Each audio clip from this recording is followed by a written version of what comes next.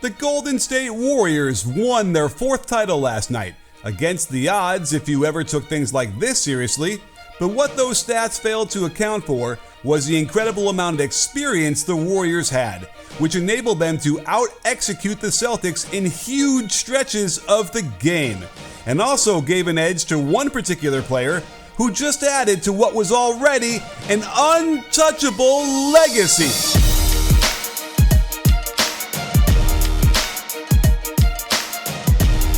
This game was marked by 3 major runs in the first half that pretty much decided the game early. In the first, as expected, the Celtics came out behind a fired-up home crowd and looked like they were going to blow this game open. But to start the game, Jaylen Brown doesn't know the play they're running and has to be told by 2 players where to go, as Robert Williams cannot believe it. When they do align in horns, they take advantage of the smaller Klay Thompson guarding Al Horford with the high-low entry and free throws. The Celtics' struggle to defend the constantly moving Warriors offense was real, despite having a few low defensive rating games in this series. On the pop, Smart clearly switches to Wiggins and is in good position, so the only reason Horford would run over there too was because he simply wanted no part of Curry. This leaves a 3-on-2 on the right side, 2 of whom are some of the best shooters the game has ever seen. Tatum wants Brown to switch on to Draymond, but Brown is much more concerned with leaving Klay open. Curry is also open when Tatum doesn't realize he'd been standing there the whole time, and it leaves Draymond wide open for the chippy. As soon as the Celtics see Curry guarding Smart, they instantly go to the post-up to take advantage down low. Klay shouldn't be digging down this far, 1 pass away off of Brown, and you can see his frustration, I hope with himself, but maybe because he expected Porter to rotate, but that would have left Tatum wide open on the right wing. Smart had been doing a great job knocking Curry's dribble away all series, and it led directly to this steal. Credit the Warriors defense for getting back in time to prevent an easy transition shot. Watch Tatum's footwork on the shot fake into drive. He establishes the left foot as the pivot, then slides it in order to gain an advantage on the drive. The refs have allowed him to do this a lot, and it does allow him to do a Curry imitation. Drive, kick, replace to the 3-point line, then splash. But Golden State quickly got control of this game, starting with their bread and butter low post split. Normally, the passer sets the screen for the player out top to come around looking for the shot. However, since the pairing is Klay and Looney, it becomes a flare screen instead. Brown's footwork isn't tight enough to get around and get back in position. Horford does get over there with a hand up, but Klay is shooting this slight fade with both feet in the paint. They want to attack Horford in the pick and roll, but with Draymond here on the right wing, it allows Smart to ignore him and clog up a potential driving lane. With terrible spacing on the right side, it would have been Pistol with a pin down into handoff, but instead Klay just swings the ball up along his left side before getting it to the normal set point and firing this without much of a contest from Brown. Here's motion strong, as Curry centers the pass before staying on that same side to set a pin down.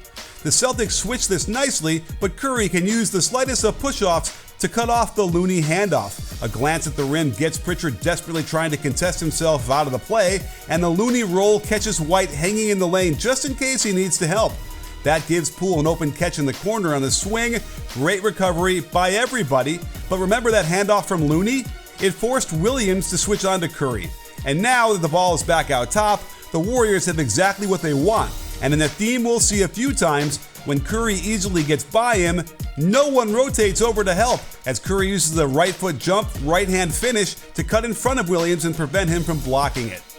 There's nothing quite like watching an NBA game live, and you can be part of the experience in person by using SeatGeek, the best app to find tickets to sporting events, concerts, and the theater. Imagine getting to the arena to see Curry and Tatum dueling each other up close. SeatGeek can help you find the best available tickets, and they even grade the price to let you know if you're getting a good deal or not. Best of all, if you use my code BBALL, you'll get $20 off your first purchase. So get in the game with SeatGeek, and you'll find out how the Warriors went on a 21-0 run to end the first and start the second. You had to know something was up when Draymond Green is hitting a 3-point shot.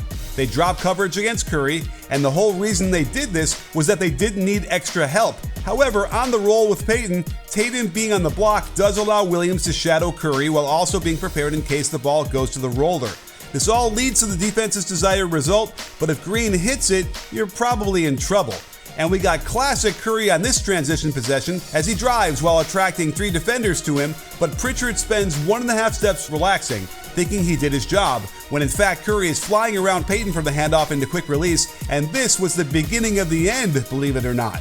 The pure aggression that is Draymond Green got him 4 offensive rebounds. This one got Poole open for a catch-and-shoot 3, but look at the force he uses. An elbow in the back and a strong jump completely gets Tatum out of the way, something Tatum needs to work on to make the next jump. What had to be demoralizing was the 10 straight points the Warriors scored with Curry on the bench. But Kerr made sure to have 4 elite defenders in around Poole. On this split, Draymond gets stuck going over the top as Payton switches to Tatum and Poole gets into the lane to pick up White, who couldn't get comfortable all night long, missing the double pump scoop shot. Tatum again gets moved out of the way under the boards, and Clay goes back to the classic 1950s fast break, throwing the perfect bounce pass, leading Wiggins for the nice reverse. More aggression from Green, the tough ball screen gets Poole some space, but it also draws Horford out to contest. Grant Williams doesn't need to be shadowing Clay in the corner here. He should have moved in to grab the rebound. Instead, Draymond is seemingly everywhere, and while Horford has to stick with Clay, no one can get to Poole in time for another splash. The Warriors felt like they could feast on Tatum and Brown's dribbles to the hoop. Payton times this reach just after the ball bounces, knocking it away, and Marcus Smart never turned his head to see Wiggins streaking down the left side. He should have been running towards the basket to take this away, but instead it's an easy pass, easy dunk.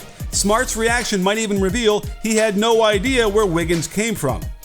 With Curry back in, the Warriors are primed to go on yet another run with their original starters, since the entire series saw this group just blow the Celtics out in their minutes together. Williams is in their standard drop formation against Curry, but why is Horford helping one pass away out of the corner? This is the easiest pass and shot you could give them, especially since Williams was already in position to guard Curry. Not enough props have been given to the Warriors' defense in this series. We'd seen Curry get a steal like this before, and this veer switch is the ultimate in unspoken communication and teamwork between Looney and Green, as Green hands off the driving Tatum and almost seems to wait to give Tatum the false sense that Williams was open before snatching it away. The Warriors love to get into a quick pin away for either Clay or Curry to start the possession, and look how Curry attracts 3 defenders to him. The quick read, the corner and wing are guarded, so Wiggins has to be open, but all that space gives opportunities for offensive rebounds, and I love how quickly Golden State jumps back into the possession until they bring all Al into the pick and roll dance. White does an admirable job to contest on the shot fake, but Curry calmly lines it up, probably traveled but who's counting, and drops this through for a whopping 17-point lead. The Celtics wilted under the pressure of the moment, turning it over 22 times, but with the Warriors taking their time transitioning back to offense, they gave the Green guys a false sense of security. Curry was content to let Grant Williams face guard him near half court and let the others attack 4-on-4. However, you get Clay and Curry involved in a split screen action, watch out. On the switch, Williams could never get in proper position underneath Clay, and Draymond hits him with a gorgeous one-handed push pass for the easy lefty lay-in. In desperate need of a bucket, the Celtics again attack Curry down low with Smart, and this wouldn't be the Marcus Smart experience if something strange didn't happen.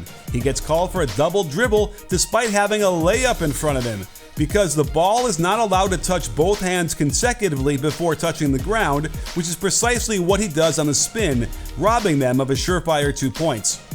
My favorite play of the game was another low post split, an action the Celtics defended poorly all series. Because the passer is Payton and the guard out top is Curry, this becomes a screen for him. Tatum does a decent job to stay connected, but I love this flow as Clay sprints around the high side, love the blind bounce pass from Payton, and Clay gets a good look for another 3 that pushes the lead over 20. This reminds me of that same play, where the Warriors push in transition, and it's almost like the Harlem Globetrotters, as Marcus Smart turns the wrong way, then is slow to react, as Curry finds the opening, lets him fly right by, before rising up for yet another 3. And with each Curry second half bucket, it was like another nail in the coffin, one after the other. Especially after the Celtics had mounted one last rally to get within shouting distance, check how Smart switches off of Curry, but then gets to switch back on him after the Looney screen. Curry seems to relish the opportunity as he uses the right hand to fake as if he was going to shoot it, and that gets Smart biting for the bait, and again, no one is there to rotate and help protect the rim. Curry was relentless in his attack, particularly on Horford, which made you wonder why Ime Udoka wouldn't change his lineup to find someone more mobile, as Curry roasted him without any other defenders coming to support Horford. That might have led to open threes from other Warriors, but that would be more preferable than open layups for Curry. And that led to the bedtime story possession, as Curry knocked Smart's nuts on his cut. Was this intentional? Probably. And while Horford flies by, it doesn't matter, as Steph tucks the Celtics in, rubs their head, kisses their forehead, and turns out the light. If you're wondering why Tatum struggled so mightily in this game, early in the first, they think they've got an advantage with this matchup, but Looney continued to demonstrate all playoffs long why it's a mistake to assume you can get an easy bucket off him. Notice how he sits on Tatum's right shoulder, not letting him drive in that direction, while also putting him in great position to contest the step-back three. You can see Wiggins adjusting his feet to force him back to his left, but the bigger issue I see is that Tatum takes too much time to do something on his catches. We all know his fondness for Kobe's game, but I just think he'd be much better if he'd stop with the jab steps and attack on the catch a lot more. The right-left Euro in transition has become predictable, so he'd be wise to come up with a different finish or two, since it really hurt them to come up empty on 2 opportunities at point-blank range. Tatum also needs to improve his handling of the ball on drives so he doesn't get stripped as much. Despite bringing the ball over to his right away from Curry, it still gets knocked loose and out of bounds. He needs to improve his grip strength so this doesn't keep happening. And as he takes Curry to the hole, he tries to elevate with a split step, then avoid the contact by getting his body in a pretty severe angle where he can't control the power and it flies off the backboard. Did he get fouled? Probably, but does he need to finish better through contact? You bet. So that's how the Warriors were able to take Game 6, and why Curry undoubtedly deserved the Finals MVP award. Stay tuned for another video analyzing Curry's run through the playoffs, since his performance was just another notch in his belt of impressive things he's done that have impacted the game so profoundly, his place among the all-time greats has got to be lifted even higher.